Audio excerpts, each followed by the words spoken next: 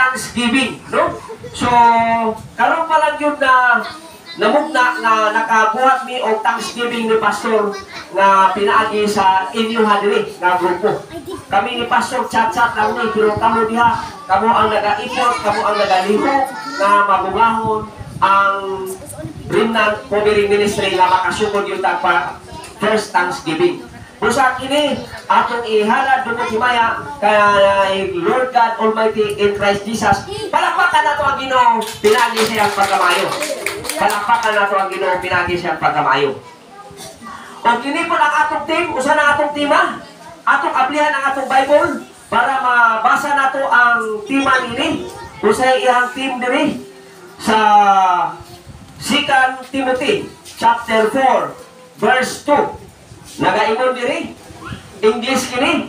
So mga bata, gidasi ko kamo nga masabtan niyo ni kini ako ang basahon dili Bisaya, English kini. Ingon siya, preach the word. Be ready in season or out of season. Convince, rebuke, exhort with all long suffering and teaching. Amen. Father God, thank you nini mo ang pulong. Nagaampo ako Ginoo nga kining imo ang pulong hari ang imo ang balaang espiritu, maga-empower nini Lord o kining imo ang pulong sa among panagtigom karon sa Thanksgiving Ginoo o sa Sunday service Lord God. Nga ikaw yung Ginoo mahimaya nini Lord God. Gabita ko nga imong bakba nini imo ang pulong o kining imo ang pulong Ginoo mahimo gyud kami Ginoo nga Christ likeness ang among kinaya sa ngalan lamang ni Lord God in Jesus name. Amen. So ato ning himayon ning ato ang tema karon, no? Ang atong tema karon nagaingon nga preach. Usa man ang preach? Iwali. Isangyaw, iwali, isulti, ichismis. Di ba? Hiskutan. Mao na siya. So, preach the word. Isangyaw. Dili ang ato kawalingon isangyaw. Kung dili, isangyaw nato ang gospel of Christ. Amen? Amen. Isangyaw nato ang pulong sa Ginoo. Preach. So, kani sa mga mature spiritually na ni, nga isangyaw yun nato. Yung dili ta kasangyaw kung dili pa ta na-train. Amen?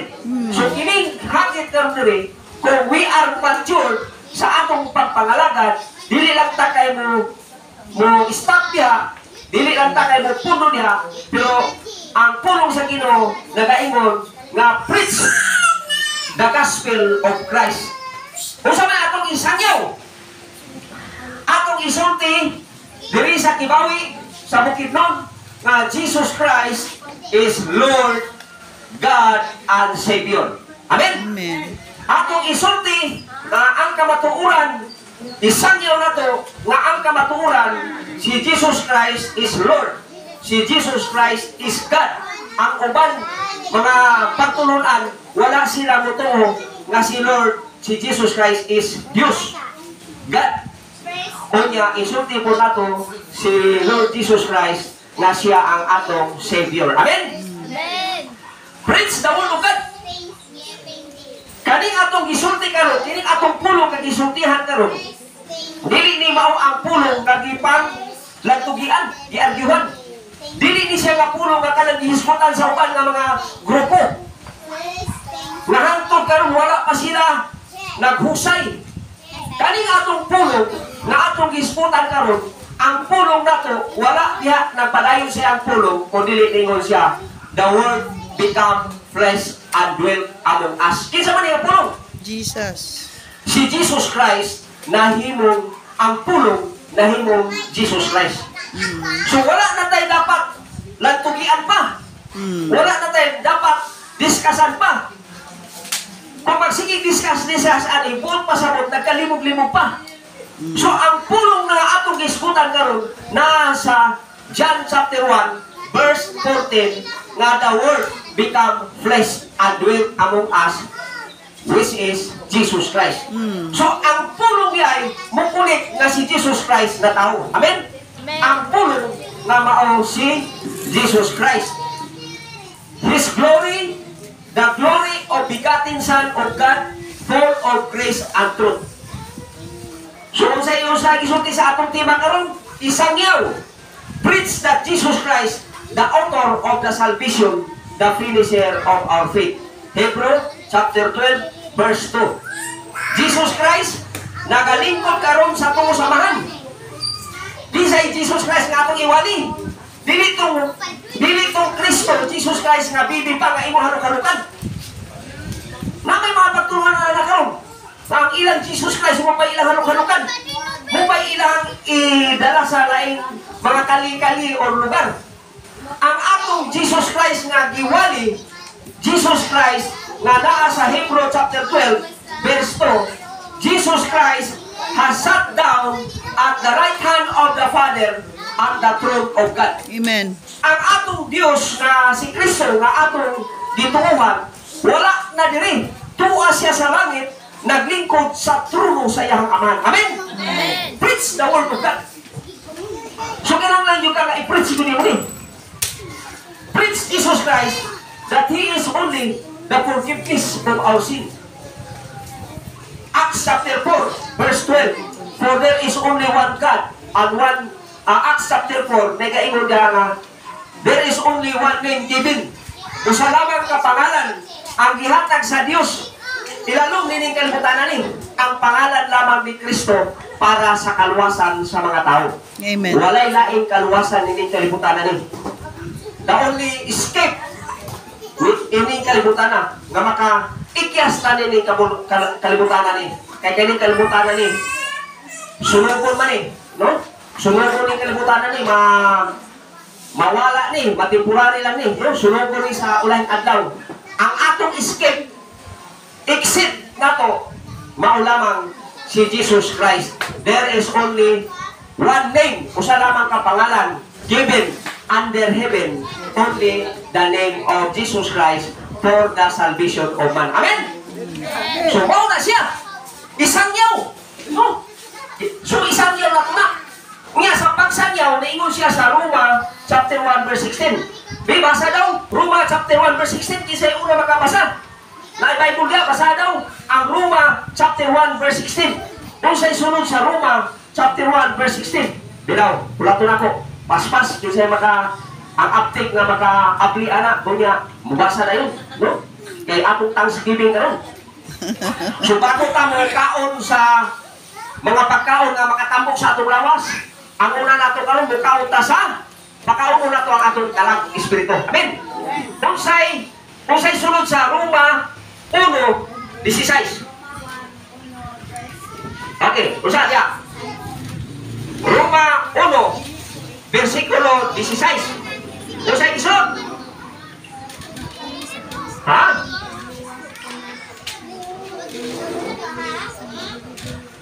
Sige, basa daw kayo. Make it fast. Make it fast. Roma chapter 1. Roma 1 versikulo 16. Sige. Dili na ito ikaulaw. Dili 16, dili ko ikaulaw ang maayong balita kay ini mao ang gahom sa Dios aron pagluwas sa tanan nga motuo. Una sa mga Hudyo, man sa mga dili Hudyo. Oh, tama na. So, gikan sa Roma sa Diyo o sa Greek. Amen. Ang punto dili na ito ikaulaw. Amen. Amen. Ang pagwali sa pulong sa Ginoo nga si Kristo, Lord God and Savior, dili na ito ikaulaw. Yung isa, for I am not ashamed of the gospel of Christ, for it is the power. Kung saan ang pag-share sa pulong sa Ginoo, may kahom. Amen. Makahatag ka natong kahom para kita makaangkon o kaluwasan. Matakusan ang mituon ini. Di lamang ang mga Hudyo, di lamang ang mga Greeks, kung pasabot, di lamang ang mga Amerikano, dili lamang ang mga usa ng mga nasod, kundi pati kitang Pilipino. Amen? Amen. So we are the part of salvation of Christ. Amen? Amen. Palakpakan na ito ang Ginoo sa atong kinabuhi. So, sunod ani nga word, ining tema na to, ingon siya, primero preach, tapos ingon siya, prepare. Prepare.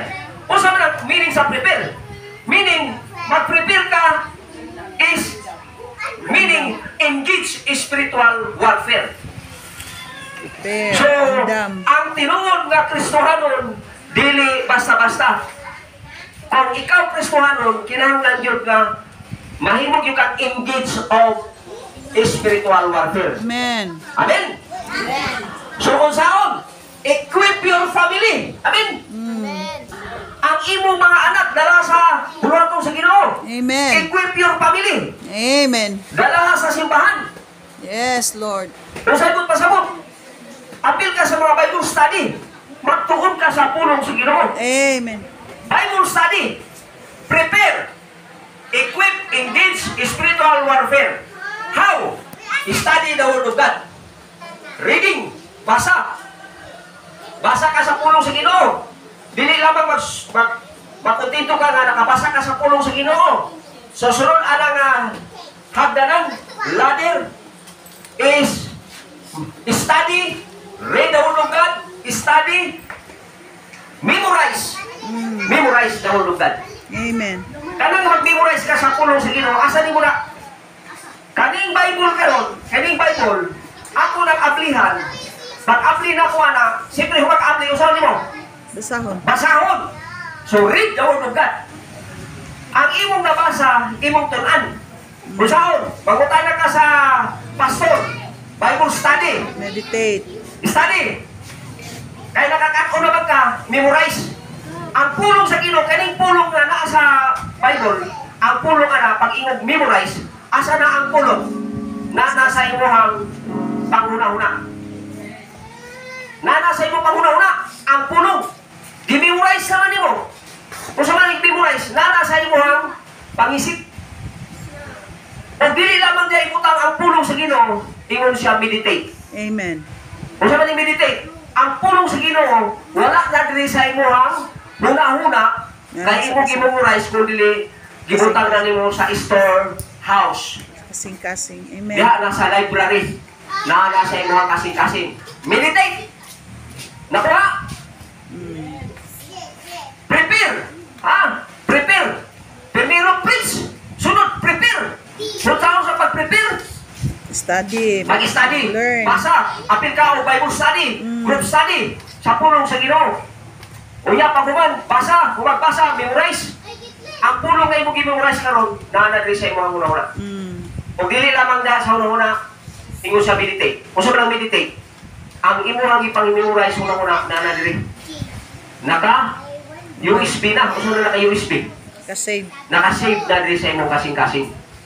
Malandong. Nakuha? Pag naana ang pulong sa imong kasing-kasing, asa gikan ang pulong? Sa Bible. Dire. Karong i-transfer mo sa imong una-una. Pag naana sa imong una-una, i-meditate. I-meditate kung sa kamayo ang Ginoo. Amen? Kana matulog bita ka, pag mata nimo bago ka matulog. Ibis maghuna-huna kang bisag kung sa imong gipanguna-huna. Maabot na ka bisag asa, abot ka Manila, abot ka sa tanan nimo ma-experience. Tapos motorcycle.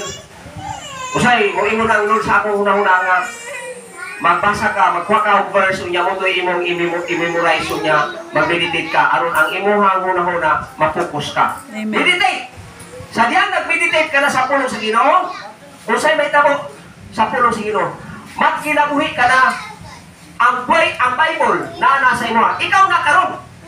Primero ka ni Bible mo na. Imo nang i-memorize na wala na siya na nasa imo. Ikaw na ang Bible karon. Amen? Ikaw na ang Bible. Naana ang mga pulong sa imuhang hunahuna o kasing-kasing. Ingon si Haring David, I am hiding your word in my Heart. that I may not Sin. sin against God. the Lord, against God. Na ano? Na naman ang pulong sa imuhang kasing-kasing. Amen. Amen. Kaya kani ato kasing-kasing, what is inside of the heart, the mouth will Speak. Preach the good news of salvation. Amen? So, human diya sa atong prepare, ingon siya dili. Ingon siya,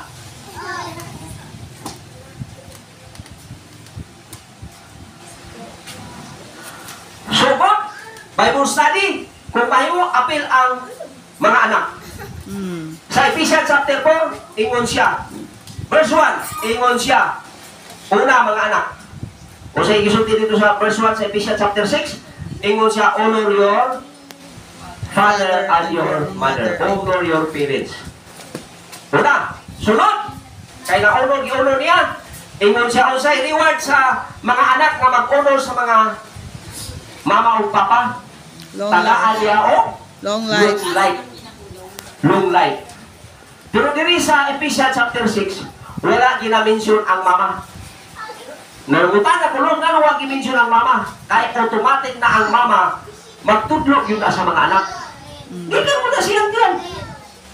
Gikan mo na siyang kinabuhi siyang kwan, 9 months. O sa girima dire, pagabot sa verse, sa 5, father. Nga naman ang father, ang papa, dili yun na usay mag-atiman sa mga anak.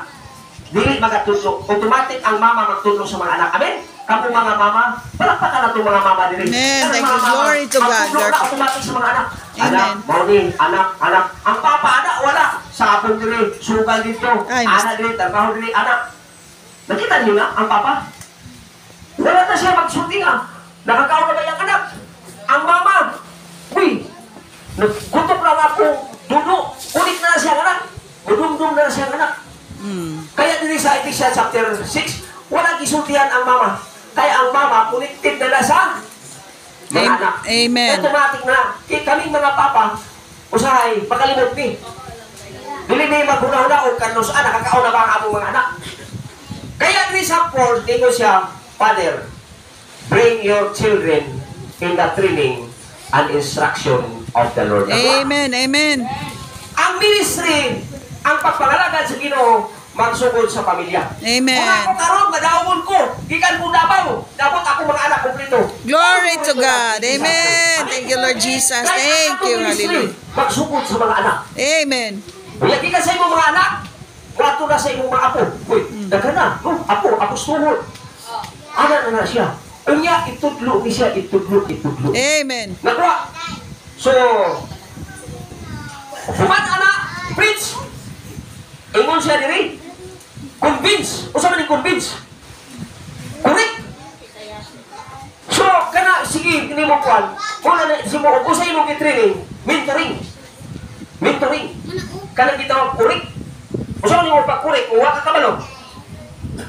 Usa man imong pag-identify sa 1,000 kung di ka kabalo ka, dili ka sige gunit og 1,000. Sa imong tibok kinabuhi kay isa ra ka nakagunit og 1,000. Tagaan ka piki nga 1,000. Abi nimo lipay ka, abi nimo to 1,000 yapon to. Pero piki ka ito. Ngano?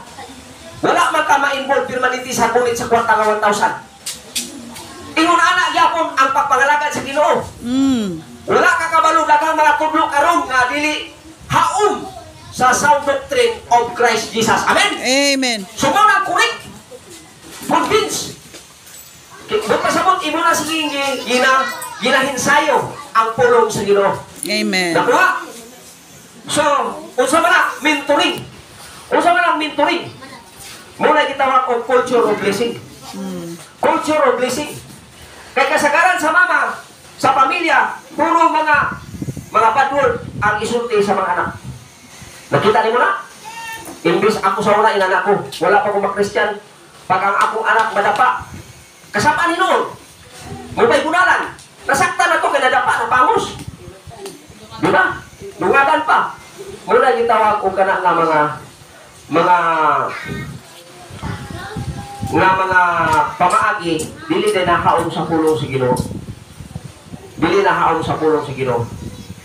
Muna nga bingo siya nga, dili na po ko siya encourage, exhort, usa man encourage, exhort. Usa man ang encourage o exhort. Dasig. Ipasa nimo. Madasigod ka nga ipasa nimo sa imong mga anak, next generation. So ang Thanksgiving nato ninyo sa all generation. The mercy of God endures forever to all generation. Amen? So gusto sa Ginoo nga diri sa kalibutan dili mahurot ang pagka-Christian Christ believer. Gusto sa Ginoo nga i-pass on sa uban. So karon kita na naman ta, mga hapit na ta mga lulong-lula, no? Na naman tayo mga anak. Kani, kamo na po ang mga sunod na mga successor. Gusto sa Ginoo nga encourage, amen, pass on to next generation. Ako rin sa Kibawi, niabot ko Gabaw. Sa Kibawi ko na tao, na ako'y napamana sa akong mga katigulangan. Napamana na yuta. Nalipay ko. Tapok mi, daghan ako mga isunod nga. Wa ko kabalo nga, taga-Cagayan, taga-Davao uban, na di sa Kibawi. Kay, enjoy sila sa pamana. Gusto mo na pamana? Kabilin! Kabilin sa among mga tigulangan. Pero ningon si Lord sa akong kinabuhi.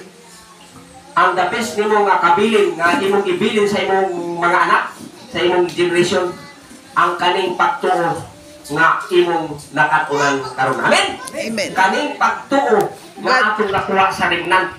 Godliness. Remnant Covering Ministry. So kining Remnant Covering Ministry sa Davao, mangutana ka, asa ka man ay bro mo, Christian ka bro? Oh, kung sa man ay ka nga grupo, Remnant Covering Ministry. Asa mo na? Bakit mo? Oh. Dili na kumingon nga, GIL ko, Baptist ko. Dili na kumingon nga, unsa ako. Asa ka nga grupo? Unsa imong grupo? Remnant Covering Ministry. Ganahan po ko aning Remnant. Nadili gisulat ni Pastor Remnant. Unsa nang Remnant? Ang imong gamot. Musabwag adto sa yuta. Makuha mga nutrients sa yuta. Healthy imong gamot. Kay pag healthy imong gamot, magako ang imong kahoy o kusa mamunga. Mamunga. Buot pasabot, ang atong Remnant kailangan nga alagaran tagwalagan po sa ato. Nagwa? Remnant. So kung imo nag-i-discover ng Remnant,